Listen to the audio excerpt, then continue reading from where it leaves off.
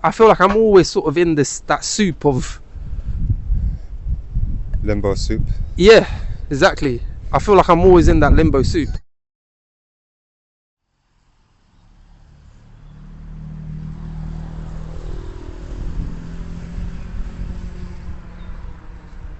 I was thinking yesterday, man, like fashion.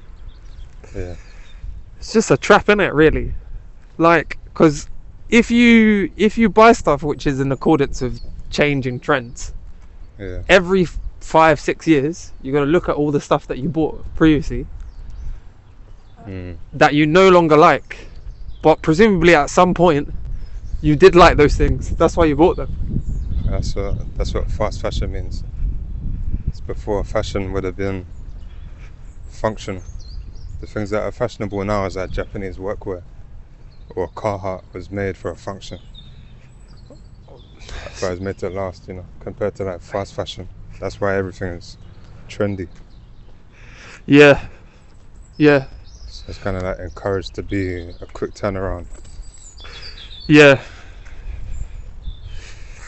I guess that's why, like, that whole Steve Jobs thing, innit? Wear one outfit all the time. Yeah. But even Steve Jobs, his polo neck was made by Yohji Yamamoto. I swear. So even that's crazy. Yeah. It was custom. That's crazy. So even that, or maybe it was I think it was him that done it. Yeah, I wouldn't be surprised.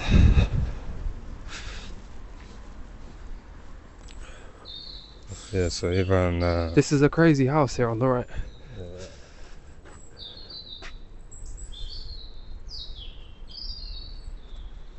Very. Isn't it? Yeah. These ones here on the left look like they'd be nice to live in.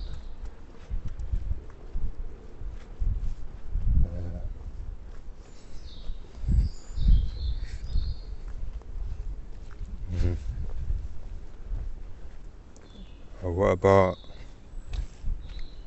I guess 5 to 6 years is still a long time for a trend to change. Yeah, but I just mean, for instance, like I suppose the cut of things. Do you know what I mean? Yeah. Like things go slim, things then go baggy, things go then slim again. Do you know what I mean? It's like, it's better to have, I suppose, a few pieces that you just know you spent a lot on and that you'll keep. Do you know what I mean? Yeah. But then they're like, but that still doesn't. That's kind of outside of the question of whether or not they're trendy. You know what I mean? That's also like linked to class, because I remember when plimsolls were fashionable. Yeah. I used to buy the plimsolls and they'll wear out in like a week, and then I saw there wasn't any in the shop when I went to get them, and then the guy was like, you can buy Vans instead. I was like, that's way out of the budget, but I bought them, and that's a fixed sole. Yeah. Like the equivalent now is like, why would you buy? Like, people can't even afford the things that are gonna last a long time. Yeah. Like, yeah. That's hundreds, thousands of pounds. Yeah. And you're trying to keep up with the trend, but you're like working in Tesco's. Yeah, for real. So you buy the like cheap version. Yeah, I guess that's fast fashion, isn't it? Kind of cater to that particular want to be sort of trendy, but still within. Yeah. That's just the difference between having style or not, because you can have style with no money. Exactly.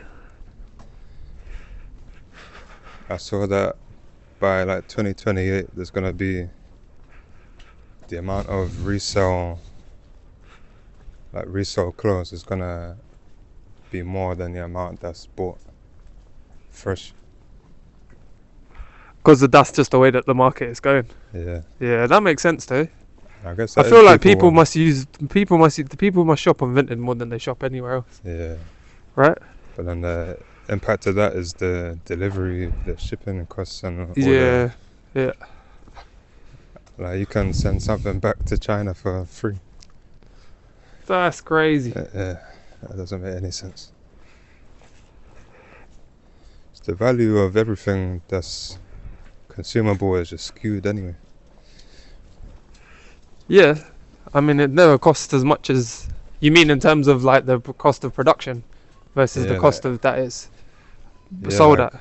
Yeah, you might have saved up to buy something that's gonna last before, and now you buy 10 of the cheap version. yeah, for real. And like I used to save up to buy an album at the end of the month or something, Yeah, and now pay for a subscription. yeah, for real. Basically subscribe to like fast fashion. Yeah. It is just a different subscription. Here? If further up, it'll bring us to the like main road. So what we could do is just kind of do a loop. Sure. Yeah? I think it's fine. Yeah? Yeah. Cool.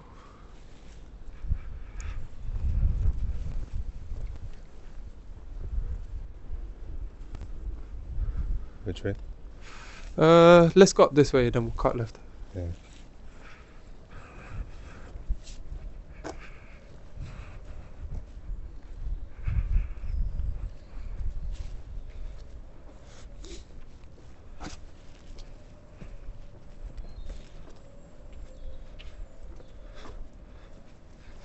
I saw a podcast with do you know a painter called Lucien Freud? Yeah. His daughter, who's she's a fashion designer. No way. So what? She was doing the podcast. Yeah, and the guest was Zadie Smith. No way. Yeah. What did they talk about? So her whole thing is that the psychology of fashion. Zadie Smith's thing or Lucian Freud's daughter? Yeah. Freud. And Freud, that's her great granddad. Yeah, that's mad, isn't it? Yeah. So, yeah, even like the psychology of fashion. Has she done some mad stuff? In the way that her dad did in the painting world, and the way that her grandfather did in psychoanalysis. I think that's quite hard to beat. It's difficult to beat it, isn't it? Yeah. It's going to be the main road here. Let's just go forward and then turn left.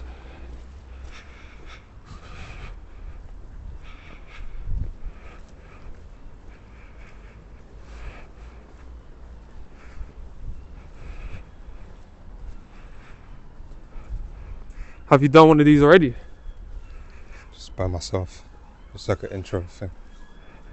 Have you got the questions? So do you have a question, the last question from the Yeah, previous guest? It was just myself. Right, so you don't have one, right? No. Anya said to me, what question are you going to do? Yeah. And I was like, well, I don't really know how to play it. And then the first one that I said, she was like, don't fucking say that. It's a stupid question. I thought it was alright though, because it worked well in the combination of the questions. But I was going to say, which nation's cuisine do you think is overrated and why? Yeah. I'll keep that. I thought that was a better one than the other ones Yeah. that we came up with, which seemed to me to be just like too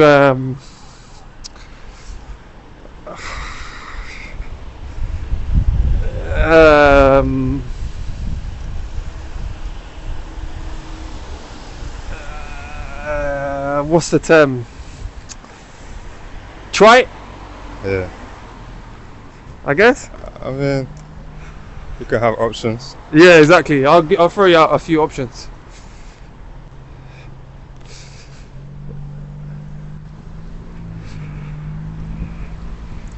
But it's intentionally loose because,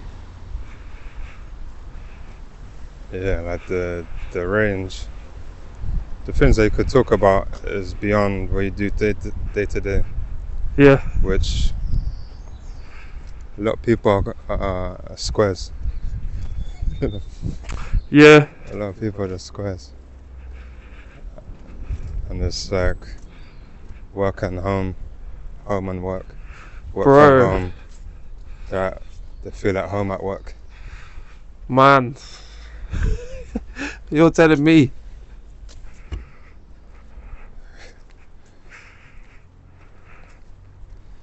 How would you feel if you had no interest?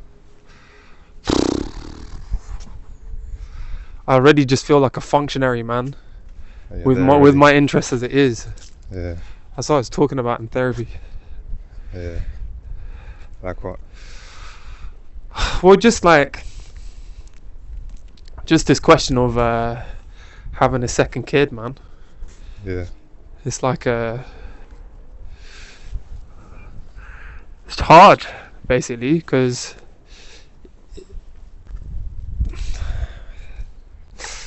like I feel like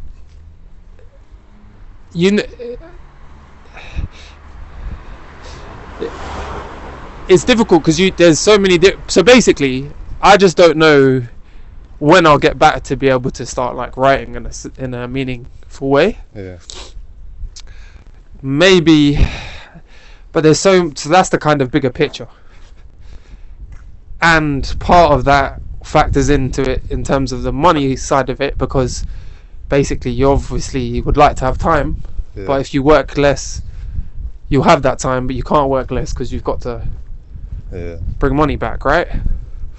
So like if you have one kid, in a way you're just kind of putting off this time that you'll be able to get. So like if you have one kid, obviously in a few years, well, in a few months, hopefully Orla will start sleeping better, so you kind of get that aspect of it. yeah, Then when she's done with nursery, then you'll get the money back as well, right? yeah, If you have two, you obviously that it just extends longer, right? And it's a whole thing of like, I don't know, because like in one way, even if I had that time, I don't know necessarily will I do it, yeah, right? yeah, definitely. Then again, you don't want to. You kind of don't know as well. It basically, I don't know. It just becomes really. I feel like I'm not very articulate when I come to expressing my reservations about it, and I just come across as just being very self-absorbed. It's just something that is within you, that's gonna stay within you if you don't let it out. Yeah. You're always gonna be thinking of it. So it's hard. Like I feel like Anya was like, oh, it won't, because prior to all I was like, oh, I'm just never gonna find the time to do anything. Yeah, And Anya kind of convinced me to think otherwise. And it's exactly what I thought it was. So now this second time around, I'm a lot more reticent to be like, oh, let's just run it and see. yeah, Because let's just run it and see is not really a policy that you can do for a lot of things. And especially not this particular thing. You know? yeah, But I don't know. I feel like that's the thing she's always wanted to have a family. yeah. In a way she's kind of got that now. I feel like Trying to extend it. exactly. I don't know. Yeah, You don't want to be up, but I feel like one when I'm kind of like reticent to do it. But I don't know.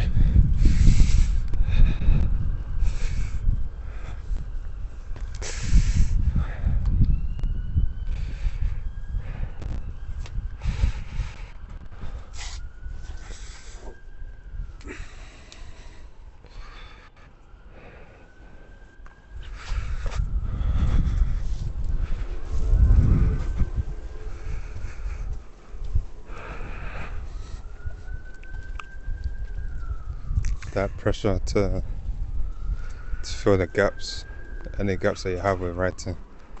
It's not necessarily gonna be meaningful writing, like you were saying. It's like it's not guaranteed either way. Yeah, exactly.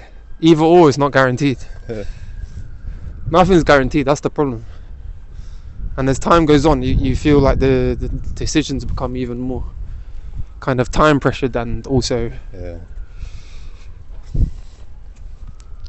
time pressured in two ways, I guess. Time pressured in the sense that you have less time to make the decision, and then time pressured in also in the sense that once you've made it, you don't want to feel as though it's been a waste of time.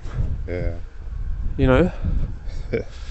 So really, like, ultimately you need to have a kind of policy that guides the things that you're doing, and that's difficult for me because I don't think I ever have a policy.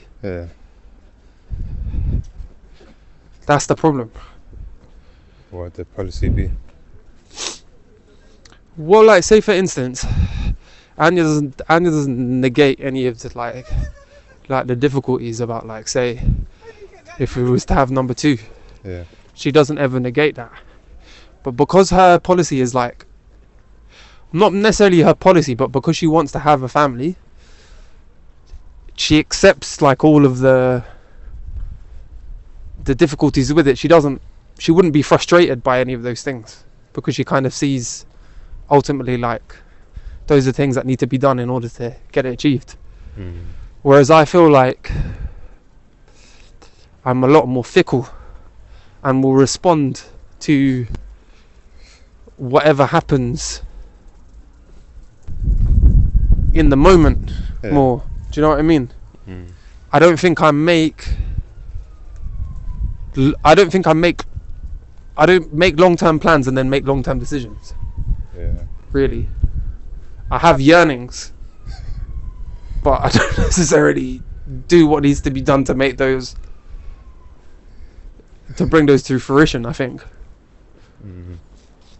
You know?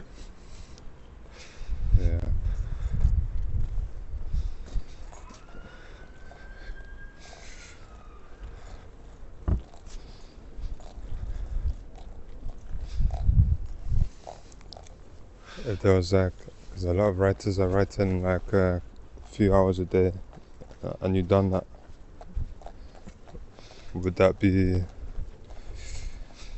woven into the policy? It was like if you could have like a couple hours a day. See, like, man. Larry June goes to the studio 3 hours a day.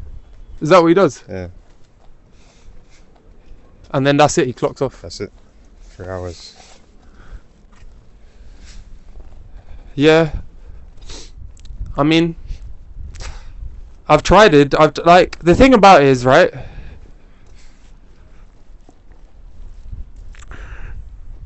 you can have the same routine, the situation will always be different, and sometimes the situation, I think, is the thing that dictates how productive you ultimately are.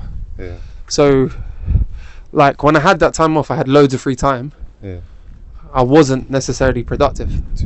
Too much. I think having now no time makes me understand what it is, what needs to be done to be productive. But it's difficult now because now it's kind of gone the other way. So now I've got no time. So what ends up happening, like now, say for instance in half term, because I have a little bit of free time, now I'm just too tired to do anything. So I end up just squandering the time in useless shit. You know, or not necessarily useless shit, but like I spend the time reading before writing and stuff. So I think if before what I was doing when I was working, and I think it's possible, but it's all dependent on all of, like, going to sleep and sleeping, which was like I would wake up at 5, then write 5 to 6:40 or something. Then go in, and that was kind of working. And what's good about that, I think, what works for me at least, is to just do the time and not think about the product at all. When I start to think about the product, like I was thinking about one of your questions, that question about, what's one thing that you don't think people would assume about you? It's a difficult question for me to answer because I spend all my time thinking about what people think about me. Like, there's basically like a large part of my day is spent thinking about that question. I think that's quite a regular experience. So I think that basically for me, anything where I can do the thing and not spend time thinking about the thing is good. Yeah. You know? Basically. I think any time spent... And to be honest, most of the, you know, that... The times when I've written stuff where I've been like, yeah, this is... I've been happy with it has been... From... when there's not that much conscious thought spent, at least in the production part of it. But I don't know, sometimes it's been not that way as well. Yeah. It's all a bit of a fucking mystery, man. Yeah, I hear it.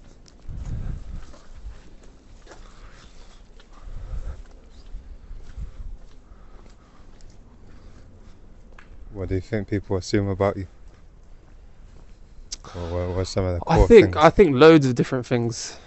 Like, so I was thinking the other day, I think people who are, well, maybe I don't know, I'm not sure about other people. Yeah. But one thing that I find interesting for me is, like, when non-white people will say the word mate to me, I always think about how I've been racialized in that moment. You know what I mean? Like, I don't think maybe other people don't think about it in that way, but I feel like mate is such a racially coded word when used in a specific context. You know. So sometimes, in short, I think sometimes there are certain racial assumptions. You know, and I think that can change in accordance with the particular situation. I think sometimes people assume that or at least I think I've had this in the past, maybe especially at work,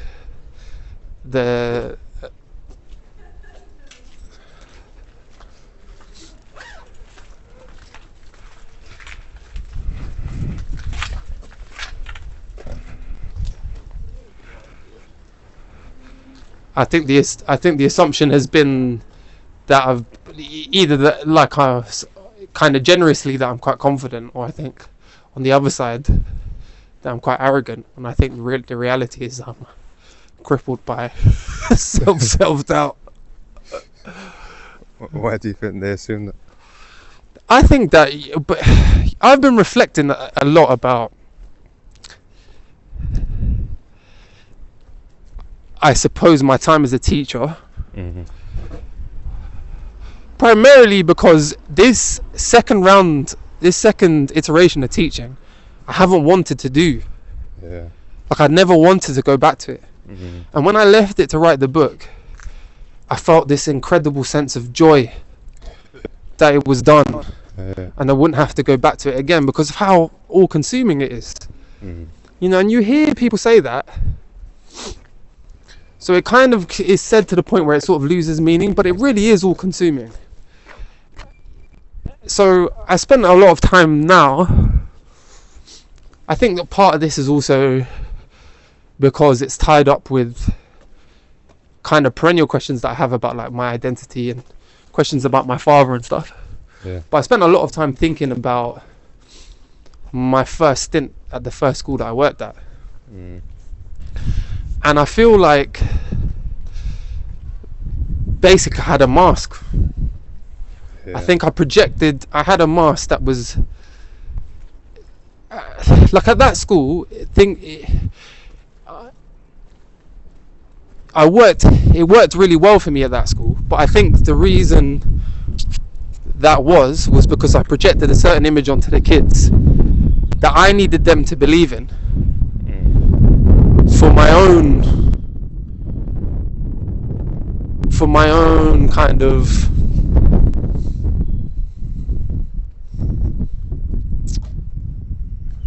for reasons that I think were like not known to me at the time, basically. Yeah. I think, like, operating in that context that was sort of like so at least I guess on one reading of it, so stereotypically London, a lot of those kids came from a similar familial context to me, in the sense that their dads weren't around. And I think I kind of I projected a certain image of myself that wasn't really true. The patriarch of the classroom. Yeah, but also I think I made myself seem way cooler than I am. Do you know what I mean? And I made them feel like our childhood experiences were similar, that we experienced similar things. Where maybe in some senses, in the broad strokes of it, it was probably true. Like in terms of, you could talk about things like, I suppose, like familial income, like the fact that my dad wasn't around, his dad wasn't around, blah blah blah. But like, bro, no way. Like, that's not my experience at school. I was way neaker than any of them, and I hid that. You know what I mean? I think that the mask that I put on allowed me to occupy a particular role, like Mr. O'Brien, if you will. That, like, in a way that, like, John Paul or JP is definitely not, you know? And this time round, now in an all-girls context, and also having kind of, I suppose, done a significant time in analysis, all that stuff, I feel now I can't really wear that mask anymore. You still feel the need to? No, I don't really feel the need to, but the disconcerting thing I think about that, should we go up here and then maybe turn left? The disconcerting thing I think about that is part of that mask, or rather a large part of my teaching practice at the first place was tied up with my kind of politics. The way I viewed the world, the way I thought that, like, one should interact with the world as an educator. It has some ideals. Exactly. Now, I thought they were ideals. Now I look back at it, I wonder to what extent actually was that just also a thing I wanted to project about myself. Just figuring out the world similarly to them, just a couple extra years. Right. It's not that far off age-wise. But now I kind of feel like now I just see it as a job. So I don't really feel the same. And the thing is I actually think that is a much healthier way of doing things. And a lot more honest and authentic. Right? Because, like, now I have kids that reach out to me that I taught before. I'm very reluctant to see these people because I don't want to. I'm like, whatever bubble whatever image you have of me, it was useful to you. Do you see what I mean? At that time, hence why you're reaching out, right? I would hate for you to meet me and realize that was all, and to be disappointed. Then on one hand, part of me wonders, probably that is the lesson to be learned, but and so maybe really it's about, there's a kind of self-preservation from my end of not doing that. But now I don't really feel, and ironically now I think I'm a way better teacher. Having all of that, not having those personal games play into it. You know. Sense. Do you have a new mask? I think obviously everyone does, but I probably do now, in terms of as a father, probably. I think one will probably be made to hide myself away from Ola, you know, but that's still kind of being still forming. Exactly. That's still in the oven, as it were. You know. Um,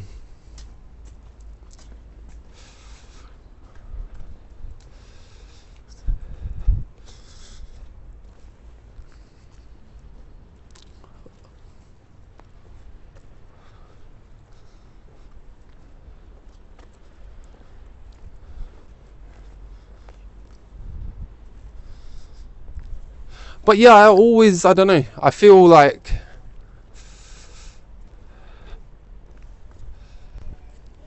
that whole question of ideals, of a policy, of a way of seeing things and acting on things in the world. Yeah. I find it. I admire people who have that. Yeah. I personally find it very difficult to. I find it very difficult to create that for myself. Yeah. But you feel they need to. Is it a goal? I think it would make certain things easier. I don't know necessarily if it's like a goal, but I think it would make certain things easier.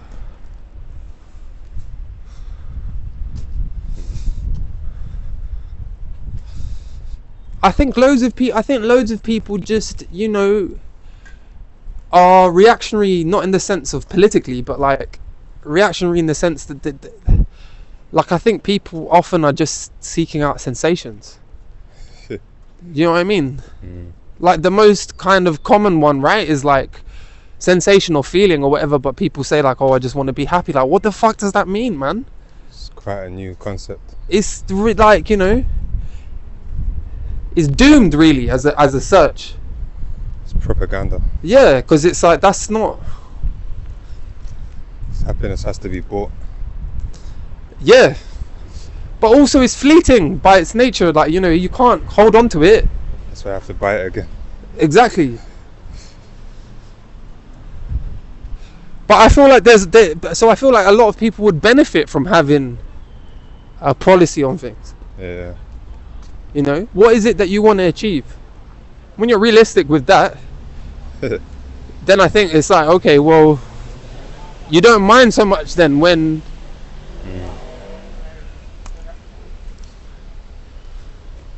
you can't do whatever, you know, if you're working 10 hours a week, you don't mind if you can't go out to X restaurant because you realize, well, Yeah.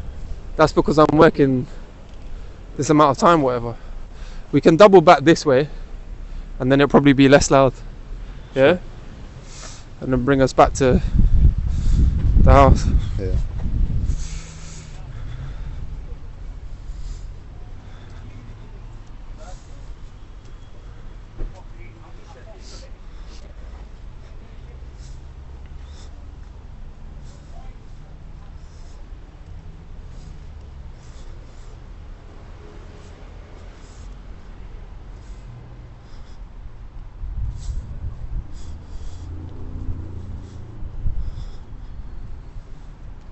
So when I put a description a mile with, what should I write?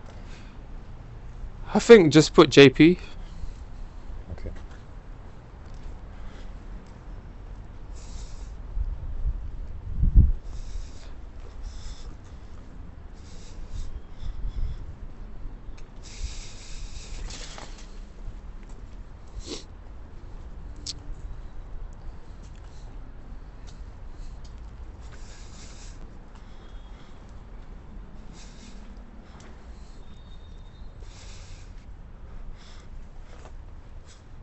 Then there's the fashion conversation start from reflecting on performing coolness for the kids. I think the fashion stuff just reflected because I just looked at my. We've just got so much stuff in the house. Yeah. And I just looked and thought, like, how much of it do I wear? Mm. And because I went to go see GURPS yesterday, and GURPS wife Pav, it works is like well, she works in skincare, but before she was a fashion buyer. And her brother is married to this Chinese woman. He just went out to Shanghai, so he got like 1 or 2 pieces out of Shanghai. Yeah.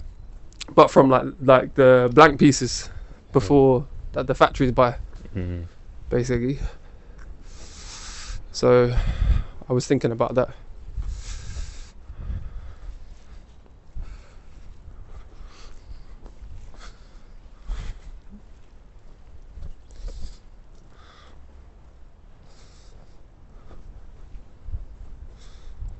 See, Prada, the woman that made it. Yeah. I forget her first name, but she's Prada.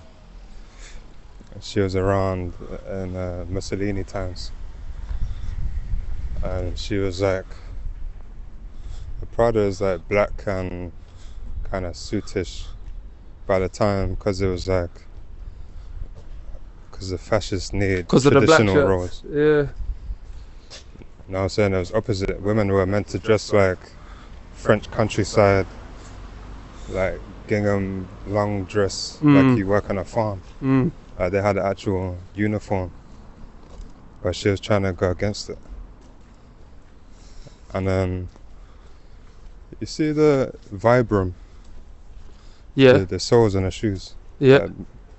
That was made in Italy at the time. No way. Yeah. So it was like the durable stuff. But yeah, to get out of all of that, she made like a sub brand that was more flamboyant, and that's what a Miu Miu is. You heard of that? It's like women's MIU. Yeah. Yeah. Yeah. So that's the Prada as well. That's Prada too. Yeah, just to like experiment like outside the boundaries of like Mussolini dress code. Oh man. So even like, what is the equivalent of that today? You know what I mean? Everything is so, there are no rules. People are trying to break rules that don't exist. Yeah. Just sensation thing again. Yeah. So you know what I was thinking when you were talking about that? I'm teaching at the minute Mrs. Dalloway. Have you ever read it? Virginia Woolf. No, I haven't read it. Should read it. You'd like it, I think. Yeah. So she's a modernist, right?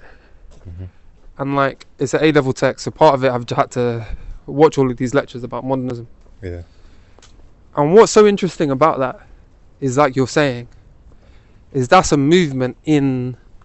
So often when people talk about it, they say it's in reaction to the First World War. But actually, really, it's about all of the kind of blocks that were in place that like kind of people felt secure that they could rely on falling one by one, right? So first you've got Darwin, then later you've got Freud, then you've got Nietzsche. So all of the things that people...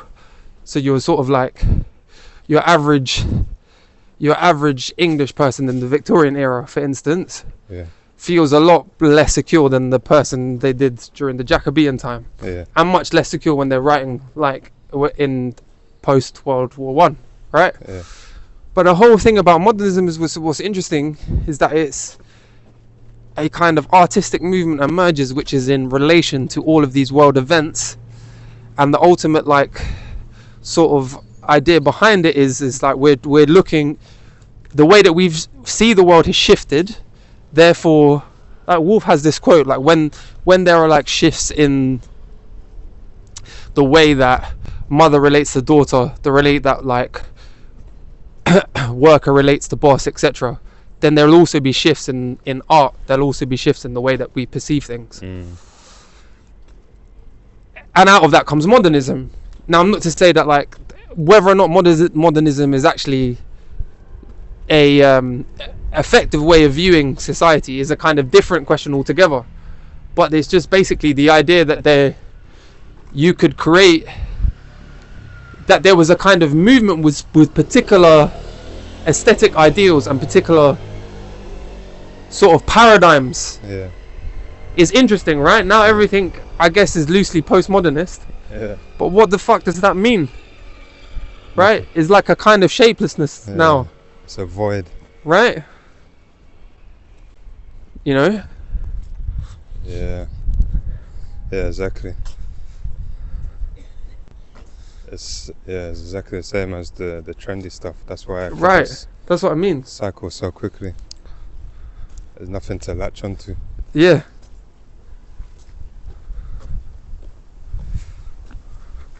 Like I was listening to one podcast recently. This guy talking about his kind of 2 pence about why everyone goes to the gym now. Yeah. And he was basically saying because people want to see progress. Mm. And there's no progress anywhere else.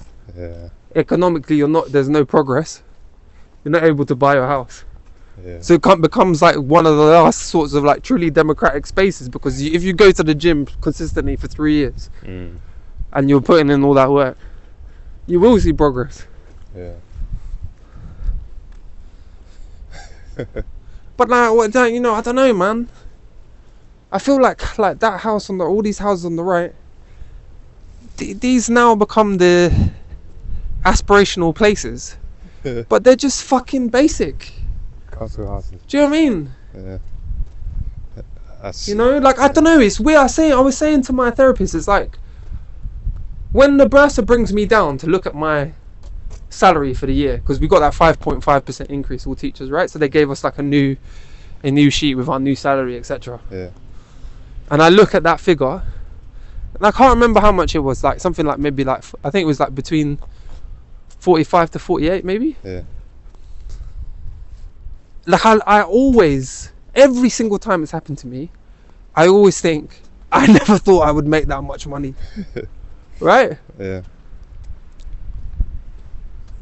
And yet, because my mum made what? The highlight of her career high may have been something like 18,000, Yeah. right? And yet, I feel way less economically secure than my mum ever did. Crazy. Right? Yeah. Get into the gym. That's what I mean. But it's like, for somebody who left school at 13, never went to university, never went to anything, right? It's like I'm all those things that she feels were shortcomings I've done. I feel no more secure than she did. Yeah, it's very mad.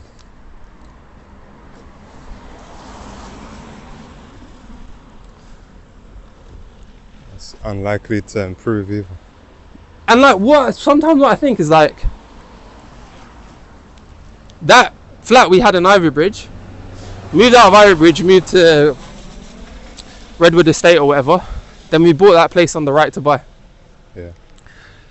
In some ways, we would have been better off if she had just stayed in that place, put me on the lease. Then I would have inherited the lease, and I would be paying next to nothing in rent. Do you know what I mean? But it's just so, yeah, it's crazy. So I feel like that sort of listlessness, that kind of shapelessness, I sort of live it all the time. I feel like that's the character, like that's the thing that kind of seems to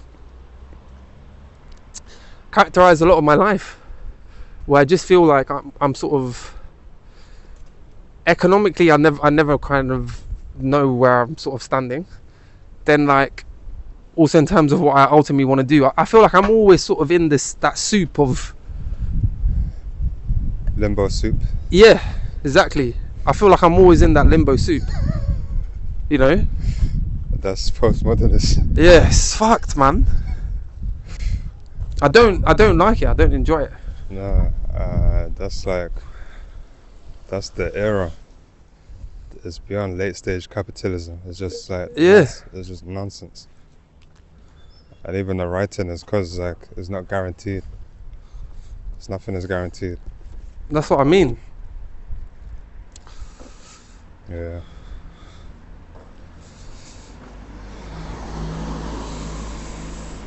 What was the other question?